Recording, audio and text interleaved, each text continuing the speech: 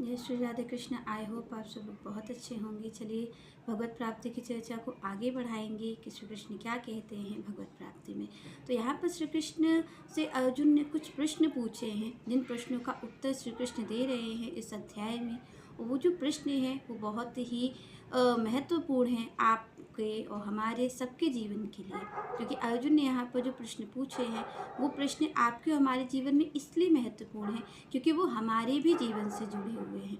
क्योंकि गीता कोई ऐसा धार्मिक केवल ग्रंथ नहीं है कि हम केवल एक कहानी की तरीके पढ़ें और उसको भूल जाएं। गीता जो है, जो श्रीमद् भगवत गीता है, ये हमारे जीवन से जुड़ा हुआ ग्रंथ है। ये हमें बताता है कि हमें जीवन किस तरह जीना चाहिए, क्यों हम इस संसार में आए हैं, ये श्री कृष्ण बताते हैं। तो यहाँ पर अर्जुन ने कुछ प्रश्नों को पूछा है श्री कृष्ण से। तो उन्होंने ये पूछा है कि ब्रह्म क्या है। भगवान से सबसे पहले पूछते हैं अर्जुन कि ब्रह्म क्या है, और भगवान अध्यात्म क्या है, कर्म क्या है, ये भौतिक जगत क्या है, और इसके बाद पूछते हैं कि ये देवता क्या है। यहाँ पर इन प्रश्नों के साथ ये अध्याय शुरू हुआ है भगवत प्राप्ति का, कि सबसे पहला प्रश्न है कि ब्रह्म क्या होता है। दूसरा प्रश्न यहाँ पर करते हैं कि आपके भौतिक जगत क्या है, अध्यात्म क्या है, कर्म क्या होता है। कर्मों की बड़ी प्रधानता होती है।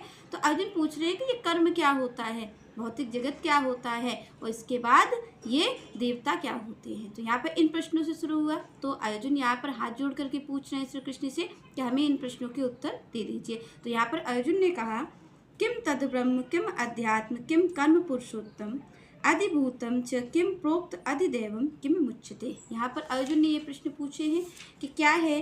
तो यहाँ पर श्री भगवान उत्तर देते हैं। यहाँ पर इन अर्जुन के प्रश्नों का उत्तर श्री भगवान ने दिया है कि क्या होता है ब्रह्म, क्या होता है अध्यात्म, क्या होता है कर्म, भौतिक जगत क्या होता है, और देवता क्या होते हैं। तो श्री कृष्ण यहाँ पर कहते हैं, अक्षरम परम ब्रह्म स्वभावो अध्यात्म मुच्यते भूत भावत करो विसर्ग कर्म संगीता। यहाँ पर श्री भगवान ने कहा कि सबसे पहले आपने पूछा ब्रह्म क्या होता है। तो भगवान यहाँ पर कहते हैं ब्रह्म वो है जो अविनाशी है और नित्य है। भगवान कहते हैं जो दिव्य है और जो अविनाशी है वो ब्रह्म है। तो यहाँ पर परम ब्रह्म और ब्रह्म कौन है। पहली बात, परम ब्रह्म श्री भगवान है, और ब्रह्म क्या है, वो अविनाशी है और दिव्य है। तो भगवान कहते हैं कि भाई, और आप और हम उस जीव को जो ब्रह्म है, परम ब्रह्म श्री भगवान है, और ब्रह्म कैसा है, अविनाशी है। भगवान ने कहा जिसका कभी नाश नहीं हो सकता वो ब्रह्म है, दिव्य है।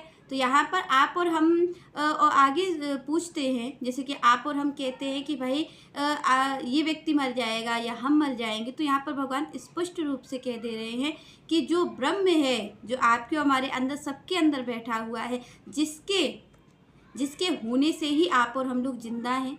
क्योंकि अगर वो ब्रह्म नहीं हो हमारे अंदर तो हम मरे के समान हो जाएंगे, हम एकदम पाषाण के समान हो जाएंगे। जैसे कोई पाषाण होता है, ऐसा ही हमारा हो जाएगा शरीर। तो यहाँ पर बिल्कुल भगवान कहते हैं कि ब्रह्म क्या है, ब्रह्म वो है जो अविनाशी है। देखिए, आपका हमारा शरीर मरेगा पर वो ब्रह्म को कोई नहीं मार सकता। यहाँ पर श्री कृष्ण कह रहे हैं क्योंकि वो अविनाशी है और दिव्य है। आगे श्री कृष्ण कहते हैं कि अध्यात्म क्या होता है। तो अध्यात्म यहाँ पर भगवान कह रहे हैं, क्योंकि अर्जुन का दूसरा प्रश्न है अध्यात्म क्या है, ब्रह्म क्या है। ये तो भगवान ने बता दिया कि जो अविनाशी है, जो दिव्य है, वो ब्रह्म होता है। और परम ब्रह्म और ब्रह्म दो होते हैं। परम ब्रह्म श्री भगवान है, और ब्रह्म कौन है, ब्रह्म यहाँ पर एक जीव है। जो आप और हम हैं ये ब्रह्म है, और परम ब्रह्म कौन है, वो श्री भगवान है, श्री कृष्ण है।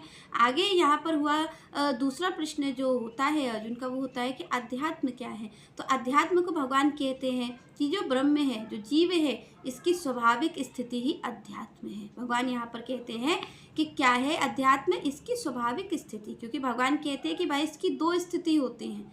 ये जो ब्रह्म है जिसकी भगवान बात कर रहे हैं कि जो अविनाशी और दिव्य है, तो भगवान कहते हैं उसकी दो स्थिति होती है। एक तो भौतिक स्थिति होती है और एक उसकी आध्यात्मिक स्थिति होती है। दो तरीके से भगवान कहते हैं कि इस ब्रह्म का शरीर होता है। एक तो ये भौतिक चेतना में रहता है और दूसरा ये रहता है आध्यात्मिक चेतना में। तो यहाँ पर भगवान ने कहा कि भौतिक चेतना में क्या है, कि भौतिक चेतना में जब जीव होता है, जब ये ब्रह्म होता है, भौतिक चेतना मतलब जब अपने आप को हम शरीर समझते हैं, केवल हम अपने आप को शरीर समझते हैं। जब हम अपने आप से परिचित नहीं होते और हम कहते हैं, जैसे कि आप और हम यही तो समझते हैं कि हमारा ये शरीर नहीं रहेगा, हम मर जाएंगे। तो यहाँ पर भगवान कहते हैं कि जो भौतिक चेतना में रहता है, वो भौतिक चेतना में जो रहता है उसकी स्थिति कैसी होती है? भगवान कहते हैं उसकी स्थिति होती है सब पर प्रभुत्व जताने की, हर चीज़ हासिल कर लेने की, ये सारी चीज़ मुझे मिल जाए, ये सब चीज़ मुझे प्राप्त हो जाए। तो भगवान कहते हैं कि ये जो भौतिक उसकी स्थिति है, जो वो सारी चीज़ों को प्रभुत्व जताना चाहता है, भगवान कहते हैं ये होती है भौतिक चेतना।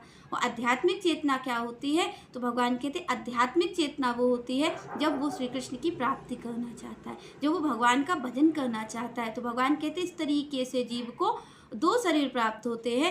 एक तो शरीर उसको प्राप्त होता है भौतिक शरीर जो आप और हमें मिला हुआ है, दूसरा भगवान कहते हैं दूसरा प्राप्त होता है आध्यात्मिक शरीर। तो आध्यात्मिक शरीर कौन सा है जिसकी भगवान बात कर रहे हैं, जिसकी भगवान कह रहे हैं कि वो कैसा शरीर है जो उसकी स्वाभाविक स्थिति है। जो भगवान कह रहे हैं आध्यात्मिक शरीर कैसा है? भाई भौतिक शरीर कैसा है? नष्ट हो जाने वाला है, वो तो आज नहीं तो कल नष्ट हो जाएगा। पर भगवान कहते हैं जो आध्यात्मिक चेतना है, जो आध्यात्मिक शरीर है, भगवान कह रहे वो अविनाशी और दिव्य है, वो अविनाशी और दिव्य, उसको कभी भी मारा नहीं जा सकता है। तो भगवान कहते हैं जो कोई आध्यात्मिक चेतना में रहता है, मतलब जो व्यक्ति, जो मनुष्य अपने आप को शरीर नहीं मानता, वो ये जानता है कि मैं कौन हूँ, मैं ब्रह्म हूँ। और ब्रह्म कैसा है? ब्रह्म अविनाशी और दिव्य है। तो भगवान कहते हैं दो तरीके के शरीर होते हैं, एक तो भौतिक चेतना वाला होता है, भौतिक चेतना वाला भौतिक जगत में आने पर भौतिक चेतना वाला शरीर जो होता है वो नष्ट हो जाता है। क्योंकि यहाँ पर हम देखते हैं जो हमारे भौतिक पंच तत्व है ये तो नष्ट हो जाता है। भगवान यहाँ पर कह रहे दो शरीर प्राप्त होते हैं। तो जो आध्यात्मिक चेतना वाला शरीर होता है, जो अविनाशी है, जो दिव्य है, भगवान कहते हैं वो कभी भी नष्ट नहीं हो सकता है। और आध्यात्मिक चेतना में जब मनुष्य होता है तो वो किस चीज़ की प्राप्ति करता है? वो कृष्ण भावनामृत की प्राप्ति करता है, वो कृष्ण भावनामृत में लीन रहता है। और भगवान कह रहे हैं कि जो भौतिक चेतना में है उसका तो ये कार्य है कि वो तो प्रभुत्व जताना चाहता है पूरे संसार पर, कि मुझे इस पूरे संसार पे अधिकार मिल जाए, ये सारा संसार मेरी सेवा करे। भगवान कह रहे जब कोई आध्यात्मिक चेतना में होता है तो आध्यात्मिक चेतना में क्या होता है कि वो भगवान की सेवा करना चाहता है। भगवान कह रहे आध्यात्मिक चेतना में जीव क्या करता है? वो केवल और केवल मेरी सेवा करता है, वो मेरे नित्य दास के रूप में रहता है। ये आध्यात्मिक चेतना का कार्य होता है। तो भगवान कहते हैं जब भौतिक चेतना में मनुष्य रहता है तो भौतिक चेतना में जो वो कर्म करता है उसे ही सकाम कर्म कहा जाता है। क्योंकि यहाँ पर भगवान कह रहे हैं ना कि जो गतिविधि की जाती है, भौतिक देह की जो गतिविधि होती है उसे ही कर्म कहते हैं। आप और हमें भगवान ने यहाँ पर कहा कि दो शरीर प्राप्त होते हैं, एक तो आध्यात्मिक होता है, वो आध्यात्मिक शरीर अविनाशी है और दिव्य है। और यहाँ पर भगवान कहते हैं जो भौतिक चेतना में है, जो भौतिक शरीर है वो नश्वर है, वो नष्ट होने वाला है, वो एक ना एक दिन नष्ट हो जाएगा। तो श्री कृष्ण कहते हैं कि जब कोई भौतिक चेतना में रहता है तो वो प्रभुत्व जताना चाहता है, वो इस भौतिक सृष्टि में आता है, मनुष्य रूप में आता है, और मनुष्य रूप में आकर के उसका क्या कार्य होता है? वो प्रभुत्व जताना चाहता है। तो भगवान कहते हैं जब उसकी गतिविधि होती है, क्योंकि देखिए एक तो गतिविधि है जो भगवान आध्यात्मिक चेतना की कह रहे हैं कि भगवान की सेवा करना, वो जो आध्यात्मिक चेतना में है वो कभी नष्ट नहीं होगा, वो अविनाशी है, वो दिव्य है। भगवान कह रहे हो यही अध्यात्म है, ये जो आत्मा है यही अध्यात्म है, इसकी स्वाभाविक स्थिति ही अध्यात्म है। तो स्वाभाविक स्थिति हमारी क्या है? आध्यात्मिक चेतना की। और हम भूलवश किस चेतना में रहते हैं? भौतिक चेतना में। तो भगवान कहते हैं जब कोई भौतिक चेतना में होता है और जब वो इस संसार पे, इस भौतिक जगत पर अपना प्रभुत्व जताना चाहता है तो भगवान कहते हैं कि फिर क्या होता है? वो जो उसकी गतिविधि होती है, जिन कार्यों को वो करता है, भगवान कहते हैं उसे ही कर्म कहा जाता है। क्योंकि अर्जुन यहाँ पर पूछ रहे हैं कि ब्रह्म क्या है, अध्यात्म क्या है और कर्म क्या है। तो भगवान बताते हैं कि जब कोई भौतिक चेतना में रह करके अपने कार्यों को करता है उसे ही, उस गतिविधि को कर्म कहते हैं, उसे ही सकाम कर्म कहते हैं। भगवान कहते हैं कि जब कोई इस भौतिक सृष्टि में भौतिक चेतना से रहता है तो भौतिक जो होता है शरीर वो तो नष्ट होता रहता है।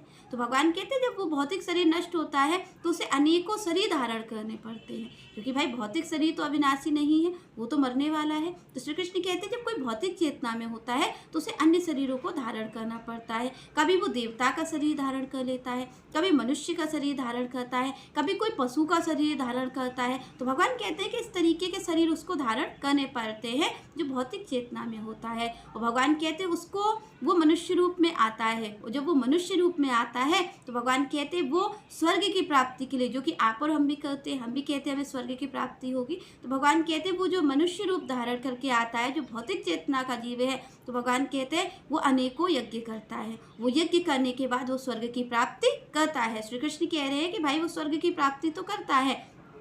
स्वर्ग की प्राप्ति करने के बाद भगवान कहते हैं और ये जो चक्कर है, जो पशु बन के वो कभी आ रहा है, वो कभी आ रहा है मनुष्य बन के, भगवान कह रहे यही भौतिक जगत है। जो अर्जुन पूछ रहे हैं कि भौतिक जगत क्या है, तो भगवान कहते हैं ये जो मनुष्य रूप धारण करके जो भौतिक चेतना में मनुष्य आता है, जो गतिविधि करता है, उसका कर्म है। तो जो भौतिक चेतना में वो रहता है और उसकी गतिविधि कर्म से जो उसका परिणाम आता है कि वो बार बार पशु बन के आ रहा है, भगवान कहते हैं वही मेरी सृष्टि है। ये जो आना जाना है यही भौतिक जगत है, क्योंकि भौतिक जगत भी भगवान के लिए नष्ट होने वाला है और भौतिक चेतना में जो व्यक्ति है वो भी नष्ट होने वाला है। तो जब भौतिक जगत भी नष्ट हो जाएगा, और भगवान कह रहे क्योंकि देखिए ये जो भौतिक जगत है ये परिवर्तनशील है, ये परिवर्तन होता रहता है, पर भगवान कभी भी परिवर्तन नहीं करते। वो परम सत्य हैं। भगवान का एक नाम सत्य भी है, परम सत्य। भगवान को सत्यम धीमहि कहा जाता है क्योंकि वो परम सत्य हैं, वो कभी भी बदलते नहीं हैं। और जो जीव है जिसको भगवान कह रहे हैं कि जो आध्यात्मिक चेतना में रहता है वो भी वैसा ही है, वो भी अविनाशी है।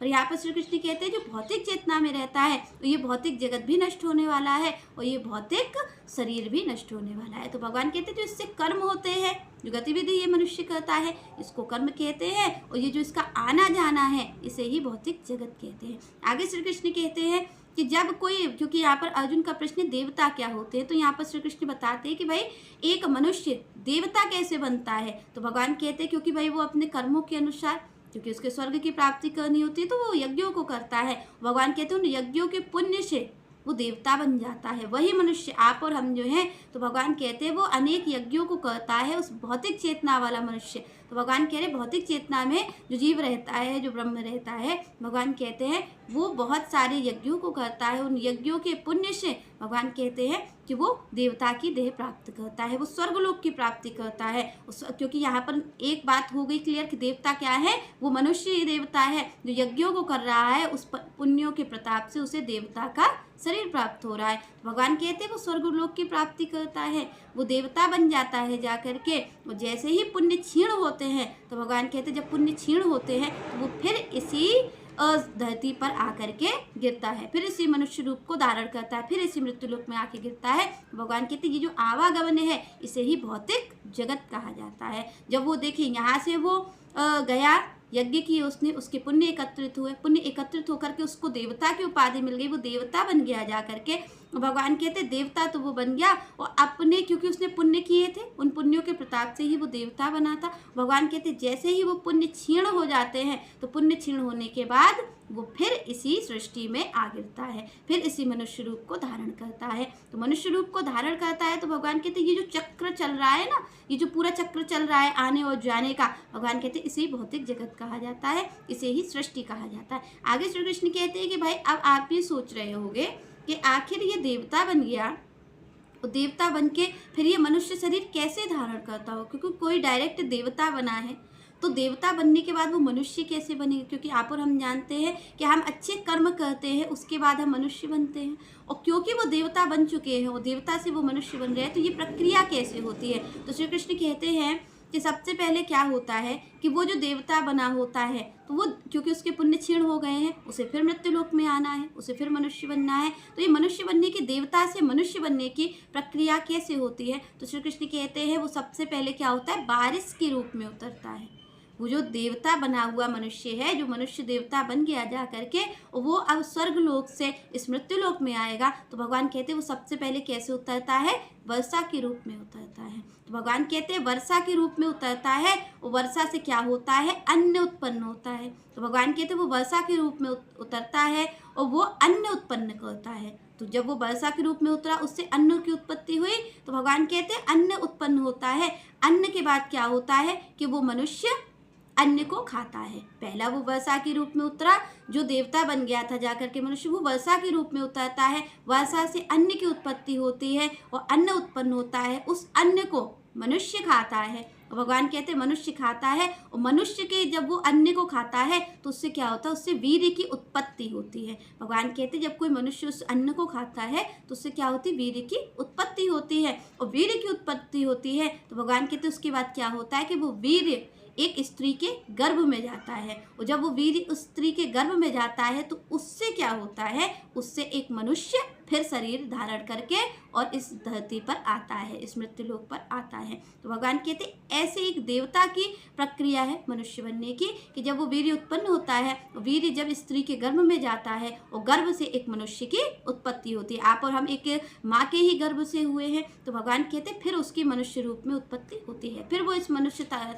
स्तन को धारण करता है और फिर वो अपने कर्मों को करता है। और ऐसे ही भगवान कहते हैं जो कर्म चक्र चलता रहता है, आवागमन चलता रहता है। भगवान कहते हैं यही मेरी सृष्टि है और यही भौतिक जगत है। यहाँ पर भगवान कहते हैं कि कोई और ये देवता है, इस तरीके से कोई अनेक पुण्यों को करके, यज्ञों को करके उस स्वर्ग की प्राप्ति करता है। और भगवान कहते हैं जैसे ही वो पुण्य क्षीण हो जाते हैं, पुण्य खत्म हो जाते हैं, और पुण्य खत्म होने के बाद क्या होता है कि फिर वो इस मृत्यु लोक में आ जाता है। तो मृत्यु लोक में आने के लिए क्या प्रक्रिया भगवान बताते हैं कि पहले वो वर्षा के रूप में उतरता है, वर्षा से अन्न उत्पन्न होता है, अन्न को मनुष्य खाता है, मनुष्य में वीर्य उत्पन्न होता है, वो वीर्य स्त्री के गर्भ में जाता है और स्त्री के गर्भ से वो मनुष्य रूप धारण करके फिर इस पृथ्वी पर आता है। तो भगवान कहते हैं ये प्रक्रिया होती है, ये जो संसार का चक्र है, भगवान कहते हैं ये निरंतर चलता रहता है, ये किसी के लिए भी रुकता नहीं है। चलिए नेक्स्ट चर्चा हम नेक्स्ट वीडियो में करेंगे।